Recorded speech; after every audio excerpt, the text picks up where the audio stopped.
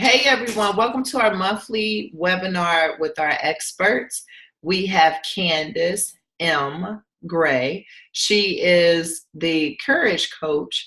And when I tell you that she exemplifies courage, just watching her, being teamed up with her, working with her, her courage, and even watching her journey, her courage really, really does shine and shows. Welcome, Candace. Hi. So I always begin with, so when we start these monthly webinars, I always begin with, how did we meet?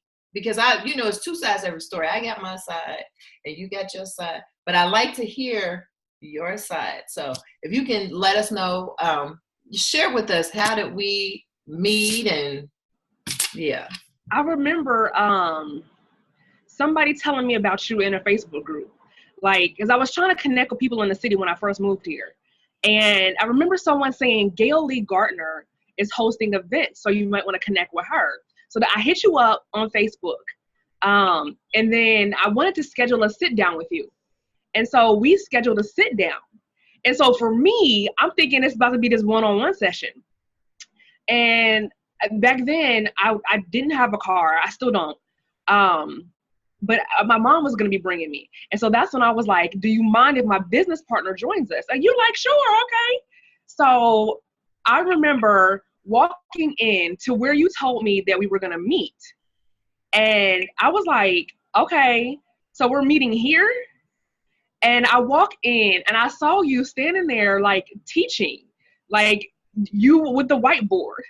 And I saw other people in the room and I'm like, what did I just walk into? I walked into a full-fledged team meeting for She Was Made last year. And so I'm like, looking at my mom like, I don't know what's happening. So I'm like, I sit down and I'm looking at her. She's looking at me. I'm looking at her. And I'm trying to figure out what's happening. Mind you, you didn't tell me that I was walking into a meeting. And so that's when I raised my hand and I'm like, what's going on here? Mm-hmm. And that's when you told me it was a team meeting for the She Was Made Summit. And so I was like, okay, God set us up, because I'm thinking I'm walking into a meeting with you one-on-one. I had no idea me and her were walking into a team meeting and that we were going to walk out with responsibilities. You know what, Candace, your story is the most, every time I hear you talk about how we met, it's how can I explain it? It's the most exciting story. And then it's the most impactful, meaningful, divine, meant to happen story. You know what I mean? So yeah, I love hearing you talk about that. And you're right. You came in there and I'm in the middle of our team meeting and we're, but see, that's the thing, people, and all it did was just added value. I mean, it just added value to what you were already doing, who you were. It wasn't taking away anything from you. And, that's one of the key things that, us as entrepreneurs or even women in our careers, that we have to understand that,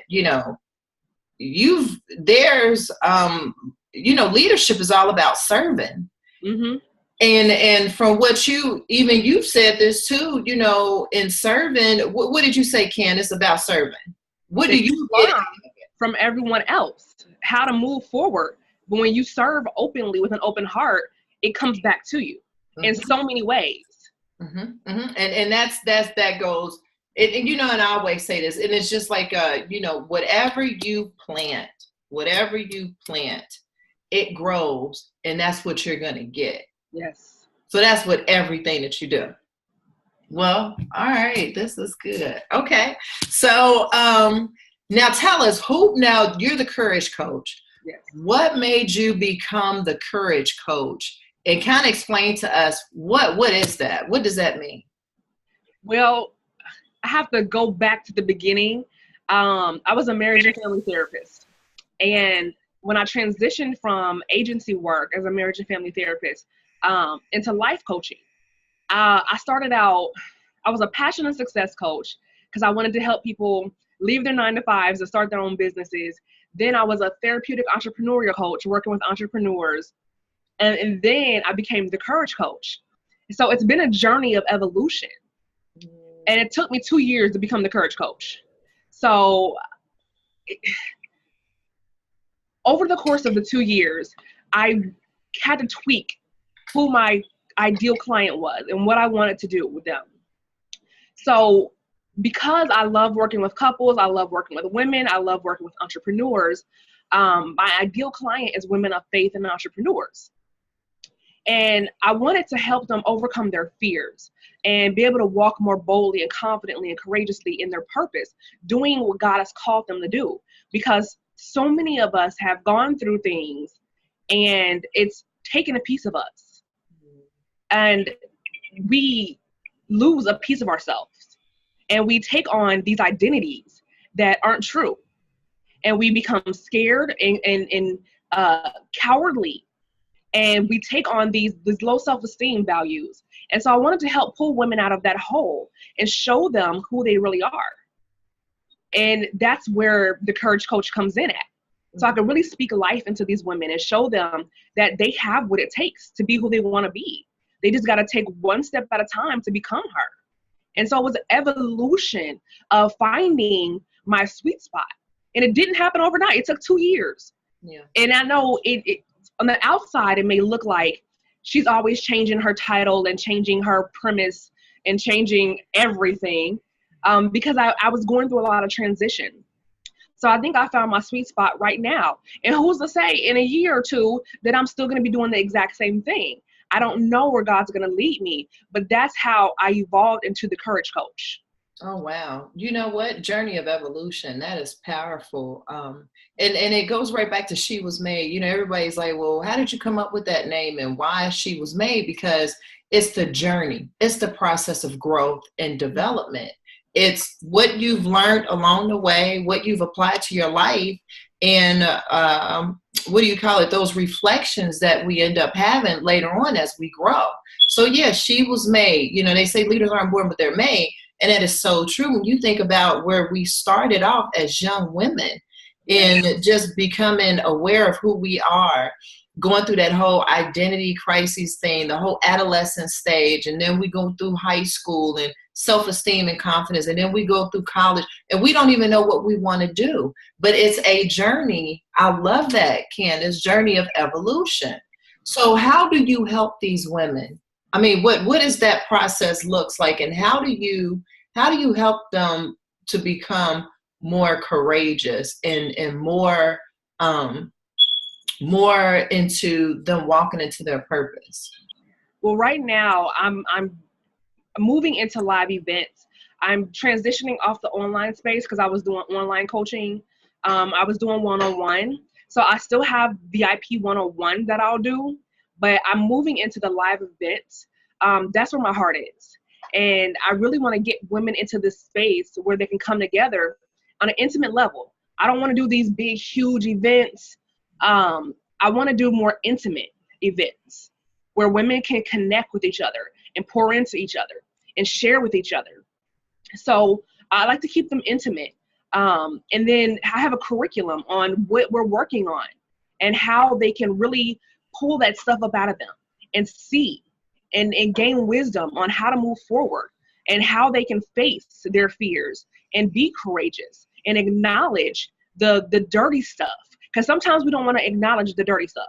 We want to act like it never happened. And that can hold us back. So I really like to put them into a space where they can acknowledge it and speak it out loud and really show and say how they're going to move forward and give them the accountability to move forward, whether it be by me or their support system. So that's how I'm working right now, is these intimate live events. I just had a vision board party a couple of weeks ago. And so I really want to move forward in these intimate live events. So I'm excited to see what 2018 has in store for me. Mm-hmm. Now, what's the difference between the whole one-on-one coaching versus the live events? Like, what have you noticed is the difference? Oh, the one-on-one is more intimate. It's really me, like me and you are sitting here talking right now. I'm not focused on nobody else. I'm focused on you. And it's going to be specifically geared towards your issues. We'll talk specifically. There's no generalizations. There's no curriculum that is in place like a live event. There's a curriculum and there's activities and stuff like that.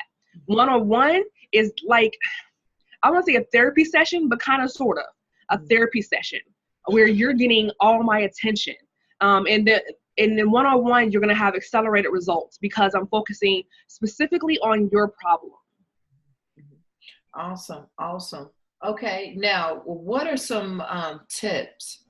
Like, what are some things that we can do on our own, or some of the things that you've told women to do as far as a homework or an activity to kind of help them overcome or face their fears or what have you? What are those things that you tell women to do? So one thing is, there's so many women who don't know their purpose. They don't know their passion. They don't know what they want to do. They don't know what they're called to do. And they feel like they're stuck because they don't know who they are. So I have them make a list. Okay. So you make a list of things you love and things you're good at. And then you cross-reference that list. And the things that you love and the things that you're good at, how can you create something around both of those so that you feel fulfilled? Because that's the thing. Too many of us are in jobs that we hate and we don't feel fulfilled and we don't feel like we're using our gifts. And that stifles our creativity and that makes us feel less than. So it's really about, what can I create that I love, and what can I find and who can I connect to that will help me utilize my gifts? So make that list of the things that I love and the things that I'm good at. And then if you cross-reference them, you'll find your sweet spot. And it's going to take a little bit to figure out how you can create something, or how you can find somebody who offers the things that require those skills. So that's one thing that I do. Another thing is going back into your past and figuring out, what have I done when it comes to jobs, or when it comes to volunteer community activities, and writing down a list of those skills that it takes. Because a lot of women don't know their strengths. If I ask women, I've asked women before, what are your strengths? Mm-hmm. And I've heard so many times, I don't know, or I don't get an answer. Mm-hmm. And I hate that, because I want us to know what our strengths are. Mm-hmm. So sometimes we got to go back through life and really figure out what we've done that we felt like we were good at. And when we can do that, that illuminates our gifts and our skills. And when we can do that, we can see it on paper. And you can't question that. Nobody else can question that. Mm-hmm. So you know, I'm good at X, Y, and Z. You can't debate me on that, because I've done it before. Mm-hmm. So that's how I get women to really pull up their gifts, stir up the gift. Mm-hmm. And that's me helping you stir up the gift in you. So those are a couple of tips.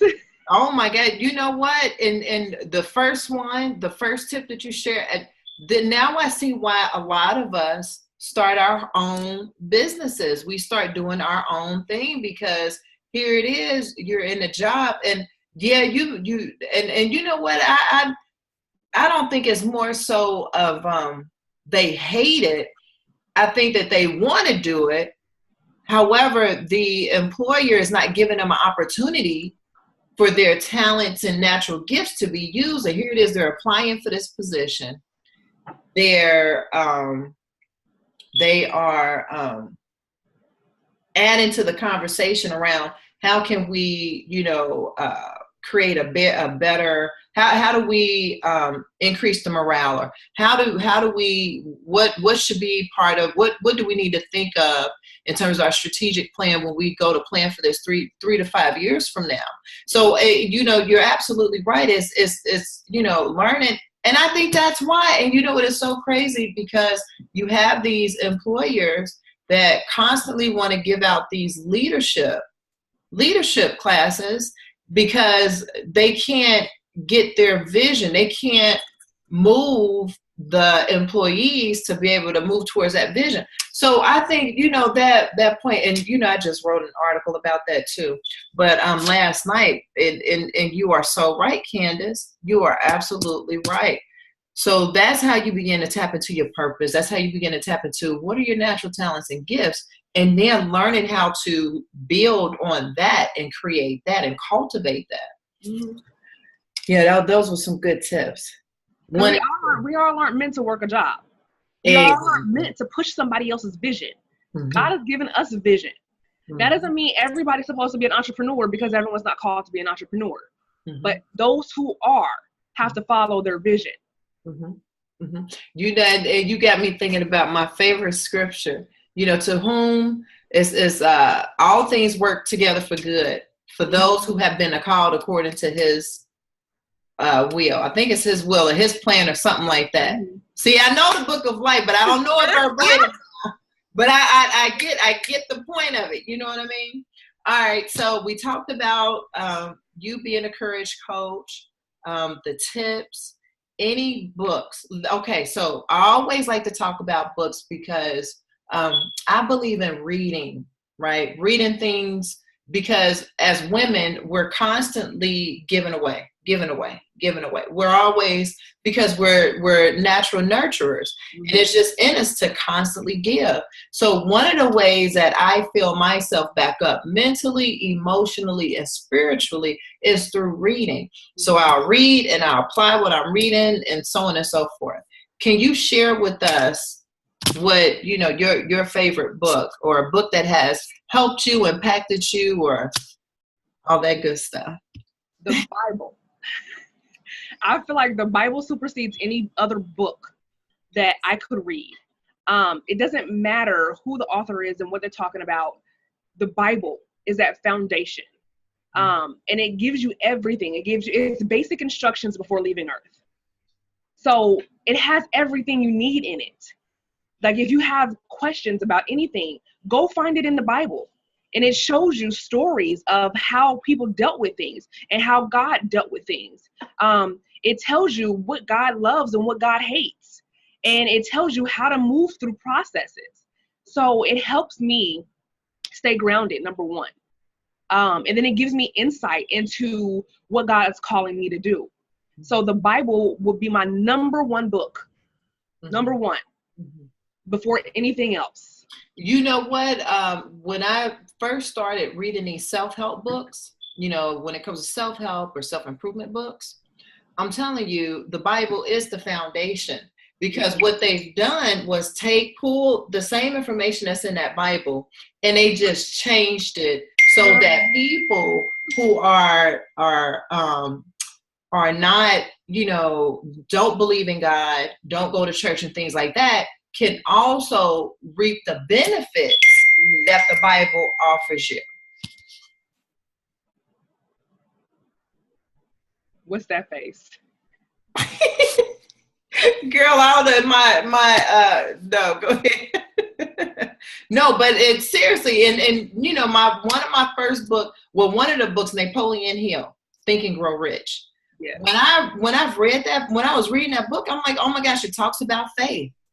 As entrepreneurs, and even us going through our journey in our careers, you've got to build that faith.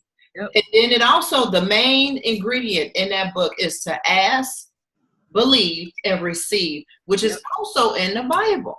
It's principles. Everything is based on principles. And no matter how you flip it, it's based on principles. And it's probably already in the Bible. Mm-hmm. So I don't necessarily need to go find out what your angle is. It may be helpful, but I need to see what God says first. Mm-hmm. Mm-hmm. Absolutely. Absolutely. All right. Well, we're coming to an end.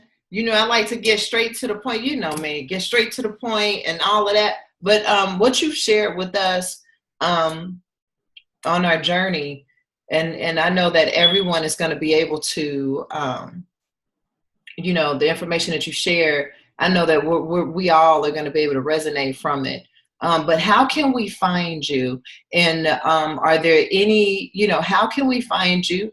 Do you have any products out there that we can purchase from you? How do we get in contact with you?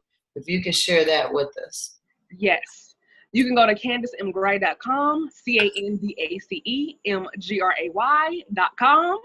or you can find me on Instagram or Facebook at Epic Courage Coach, at the @ Epic Courage Coach. So find me on social media or go to my website. My website has a freebie at the top of the website. And also you can see my events. Well, I'm changing around my events because I just got out the hospital. So everything has shifted this year. Yeah. So you can just check out my website for further information in regards to what I'm doing and what I'm coming out with next. Okay, and then we're also going to provide some links as well for you to be able to get in contact with Candace and also to be able to find her. But you know what? You said another powerful word, Candace. What? I mean, you went from saying journey of evolution and shifted. That word shifted just popped out. Shifted. You know what I mean? And some people may receive that and be like, oh, that's a bad thing. But guess what? We all need to be shifted every once in a while. And some even more so than once. Yes.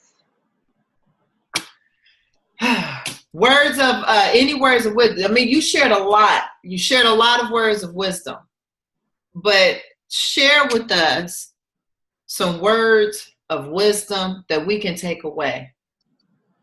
Okay, so check this out. I just got back from the hospital. I was in the hospital for 5 weeks because I had an aneurysm and then I had a stroke on the table when they were doing my surgery. So I was in the hospital for 2 weeks and then I was in the rehab hospital for 3 weeks afterwards. And I'm 5 months pregnant. So going through all of that, I didn't realize how much of a miracle I was. I think I downplayed it all. That my baby is okay. I had an aneurysm and a stroke while I'm pregnant. And I'm up and moving and I'm doing fine. Yes, I have some things I gotta get over and move past, but I feel like God is doing something that he had to pull me down. He had to shift me. He had to slow me down because I think I was going too fast. I was doing too much. He had to stop me dead in my tracks so I could focus again. And that's where I'm at right now, is focusing again on what God wants me to do. So understand that when things happen, even though they look bad on the surface, it's not always bad. And it's not always about you. I had to understand that this 5 weeks, everyone connected to me, it changed them in some way. It changed my husband. It changed my brother. It changed my dad. It changed my mom. In some way, they shifted too. So without this situation, they might not have shifted. And I don't know what their shifts are going to do in their lives, but I know my shift, I'm trying to recalibrate and figure out, okay, God, what do you want me to do? I don't want to make a wrong step. So I'm trying to get back to the throne of grace and figure out like how to move forward without misstepping, because I don't want God to do something else to, make me slow down or shut up. But I have to shift my focus and not so much on the business, but now I got a baby coming and this is our first. So I've got to focus on being a mom, and that is important. So I think God is trying to really help me shift my mindset, shift my focus, and shift my value and get me into a space where I can provide for my child. And it's not just about providing financially, because my husband's doing that. But I need to be able to assist him, but I need to be able to get into a space where I can provide, emotionally and spiritually for my child. So that's where I'm at right now, is getting into a space where I can shift my mind in regards to what has happened and how do I move forward. And it's a process, and don't try to make things happen overnight, because I get frustrated because I'm impatient. And I'm learning. I can't be impatient with this. Candace, you had a stroke. You're not going to be able to run a marathon immediately.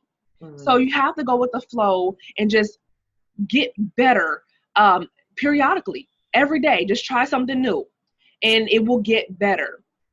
So that's my words of wisdom, is take it day by day and understand that you got to have patience. You can't get frustrated. and that anything that happens to you not only affects you, but there are people connected to you. People are watching you, and that whatever it is you have a story afterwards. I'm going to have such a major story. I'm trying to remember everything that happened so that I can tell my story. Oh my gosh. Oh my gosh. This was awesome, Candace. This was so awesome. Thank you for saying yes. Thank you, for even reaching out. Thank you for being a huge impact, not only in my life, but the lives of people that you know, that watches you, that follows you. Thank you for adding so much value, so much value. And the words of wisdom, can't nobody trump that. That was enough said, okay? So we're going to go ahead and end here, everyone.